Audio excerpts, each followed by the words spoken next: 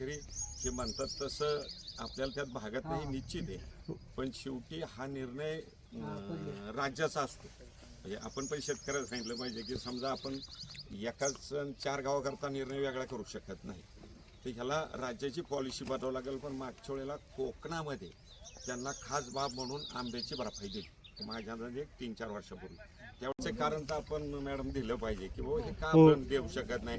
आता कृषी मंत्री योगायोगानं आपल्या जिल्ह्यातले चांगले कामसू आहे, बर्णी मामांच्याकडे हे म्हणणं मांडून ते कॅबिनेट पुढे मांडतील आणि काहीतरी हे म्हणतात तसं आपल्याला त्यात भागात नाही निश्चित आहे, पण कांद्याला लाख रुपये खर्च येतो, कांद्याला 70,000 रुपये भांडवल खर्च आहे, करायचं कसं 1 लाख रुपये खर्च आहे पुढल्या वर्षी.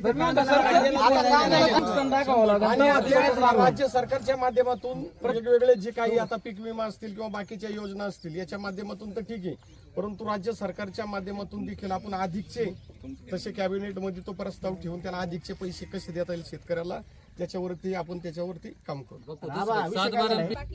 म्हणजे नुसते गारपीट झाले अशा शेतात तिथंच नका घेऊ जिथं बाकीचं इतर आपले पंचनामे घ्या व्यवस्थित करून प्रत्येकाच्या वाईज, म्हणजे जिथं जिथं जास्त प्रभाव खाली आणि बाकीची इतर ठिकाणी पण घ्या.